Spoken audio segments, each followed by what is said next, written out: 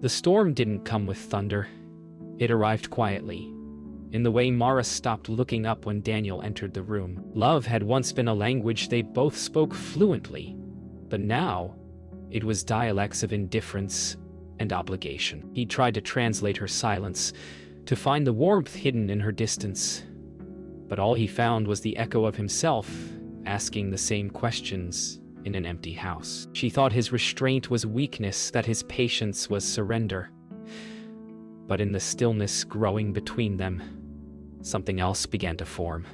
An unspoken resolve, as sharp as glass under bare feet. When love begins to rot, it doesn't make a sound. It decays in quiet corners, under words left unsaid. Daniel remembers when Mara's laughter used to fill the walls. How even silence then had warmth. Now silence is a verdict. Every word he wants to say feels too late, too small. Her indifference cuts deeper than anger, because at least anger meant he mattered. Mara tells herself she's tired, not unfaithful. Tired of trying, tired of pretending, tired of holding on to something that already let go of her. But every time she looks at Daniel, she sees the man who once made her feel seen. The tragedy is that she still recognizes him, but no longer knows how to reach him. They still share a bed, but it's not the same bed they married in. Space itself has turned cold. Each breath, each turn.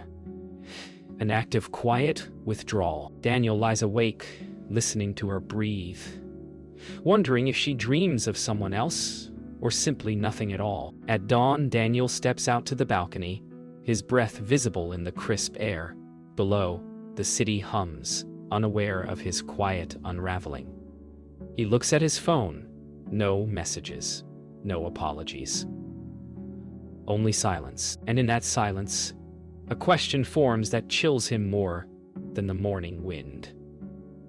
What if she's right? What if he really is too weak to leave? Silence, Daniel learns, has a shape. It fills every room Mara used to occupy. He doesn't shout or beg when she starts staying out late. He just watches the clock hands crawl. Once, love had been measured in shared breakfasts, shared dreams. Now it's measured in unanswered texts and the sound of her keys not turning in the lock. She believes he'll keep waiting, anchored by guilt and longing. But something inside him begins to shift, a quiet rebellion made of restraint. He realizes power isn't in the words he could say, but in the ones he won't anymore. Mara slips in near midnight, her perfume a foreign scent, her eyes avoiding his. He doesn't ask where she's been. For the first time, she notices the stillness of him, how he doesn't chase, doesn't accuse, doesn't fill the air with pleading. The silence unnerves her more than any confrontation ever could. It's the absence of his words that begins to speak the truth she's not ready to face. In the morning, she finds him in the kitchen again, calm, composed. He doesn't ask, doesn't accuse. Instead, he pours coffee for one. It's not cruelty, it's detachment. That's when she realizes something terrifying. He's no longer reaching for her. He's already started leaving piece by piece without a single suitcase. That evening, Mara opens his journal. The pages are filled not with anger or heartbreak, but silence. Empty lines, empty dates, weeks unmarked. Each blank page screams louder than any confession. She closes it with trembling hands, realizing he's already written her out of his story. Later that night, Daniel stands outside under the bruised violet of dusk. The wind tugs at his shirt, the city humming below, oblivious. For the first time in years, he doesn't feel trapped. He feels awake. His silence has become armor, and within it, the first pulse of freedom beats. Mara watches from the window, her reflection ghosted against the glass, realizing too late that the man she dismissed as weak has found his strength in stillness. Leaving doesn't happen all at once. It unthreads slowly, like a seam coming apart beneath quiet hands. Daniel starts packing in small ways, deleting old messages, cleaning drawers, giving silence its own ritual. Each movement feels both foreign and familiar, like learning to breathe after being underwater too long. Mara senses it in the air, though he says nothing. There's no fight, no grand farewell. Only the realization that she's no longer the center of his stillness. He's begun to belong to himself again. Mara watches him from the doorway, her voice trapped somewhere between apology and denial. She wants to ask him to stay, but the words feel dishonest now, heavy with everything unsaid. Daniel doesn't look at her when he speaks. He just tells her he's tired of trying to fix something that died in silence. His tone is steady, almost gentle. That calm terrifies her more than anger ever could. The car ride is wordless. The road unspools before him like a memory he's already let go of. Each mile feels lighter, though the ache of what once was lingers in his chest like a fading bruise. In the rearview mirror, the city shrinks behind him, buildings dissolving into fog, promises fading into distance. He doesn't look back. He knows some endings deserve silence, not closure. Back at the apartment, Mara stands in the center of the empty room, her reflection fractured in the mirror he left behind. The silence now feels different, heavier, honest. She realizes his absence isn't punishment, it's consequence. Every quiet night, every unanswered question, every withheld touch. This is what it built. His silence wasn't revenge. It was a requiem. On the outskirts of the city, Daniel stops by a quiet lake. The surface mirrors the overcast sky, rippling softly in the wind. He sits on a bench and exhales, no longer waiting for someone to understand him. The silence that once suffocated now breathes with him. For the first time, it's peace, not punishment. In that stillness he knows, the loudest revenge is not fury or grief. It's living well enough that silence becomes serenity. The apartment sounds different without him. Every creak, every faucet drip, every echo in the hallway now feels like a reminder of what Mara chose to ignore. She walks through the rooms that once felt too small for their love, now cavernous with regret.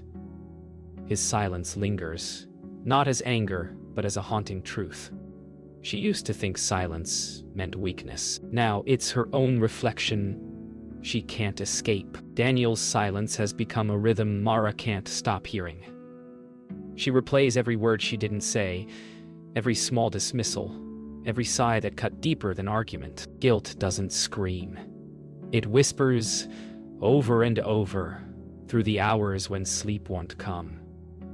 She scrolls through old messages, searching for proof that they were real, but the memories read like someone else stored. Across the city, Daniel begins to find fragments of himself in the quiet.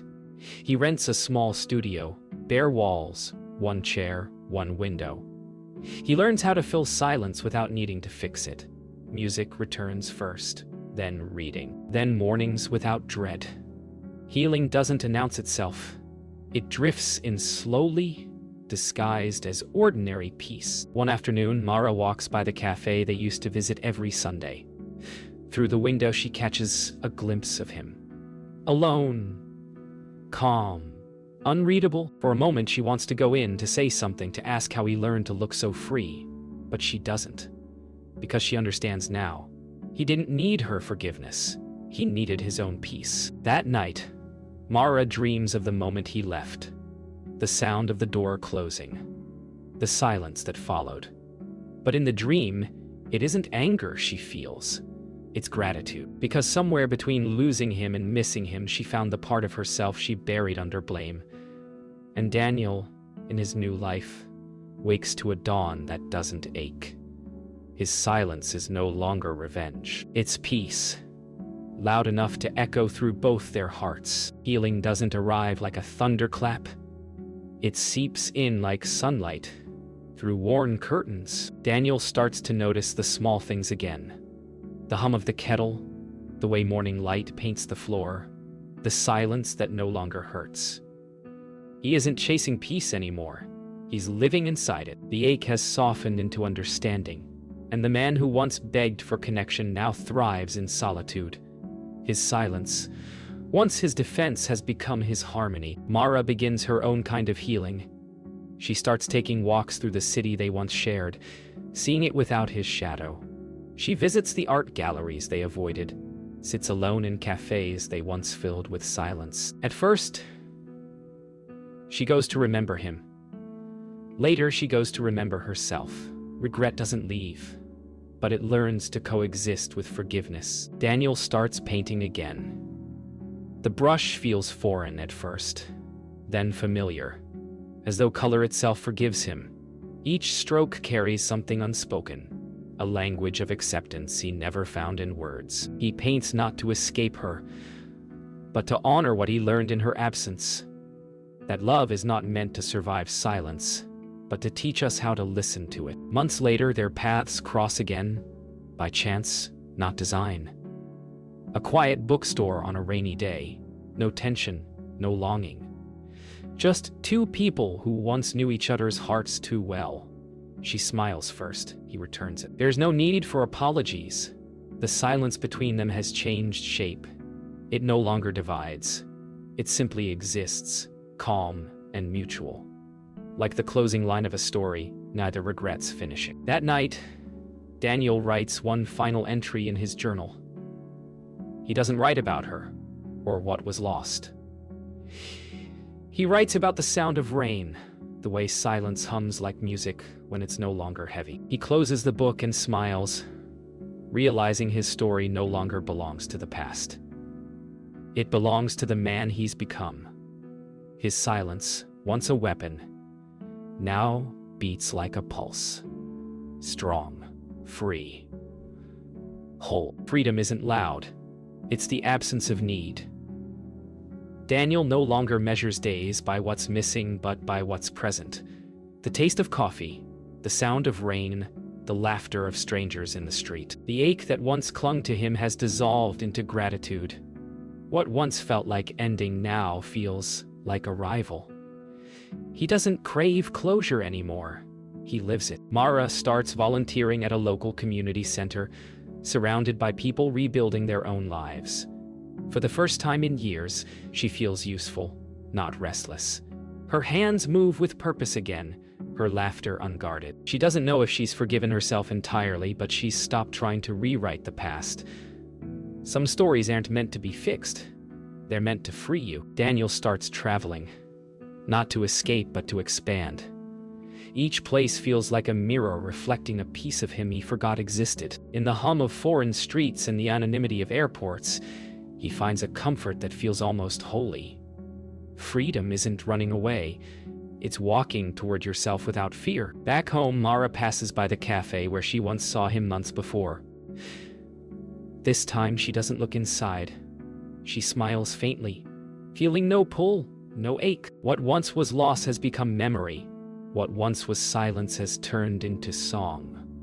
Sometimes the only way to love someone again is to wish them well from afar, and to mean it. One evening, Daniel stands on a coastal cliff, the sea roaring below. He closes his eyes and listens. The wind, the waves, his heartbeat. This is what freedom sounds like. Not silence, but life unfiltered. For the first time, he doesn't think of her at all. He just feels the vastness of everything ahead and whispers into the wind. Not goodbye, not revenge, but thank you. Time has softened the edges of memory. What once bled now breathes. Daniel no longer measures healing by forgetting her, but by remembering without pain. His silence has evolved into something sacred, an inner stillness that hums with life.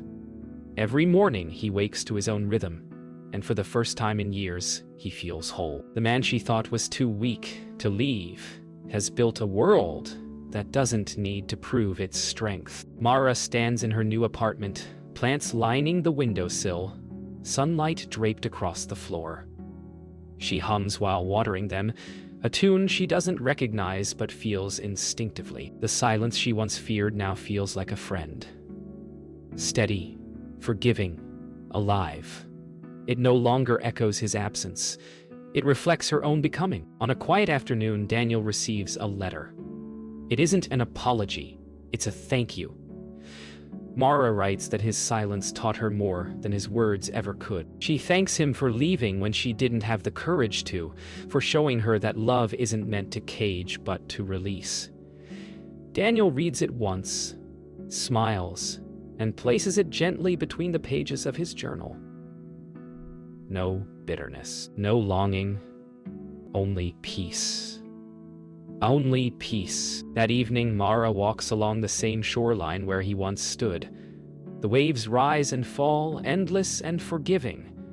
She closes her eyes and smiles, not because she misses him, but because she finally understands him. Their silence wasn't the end.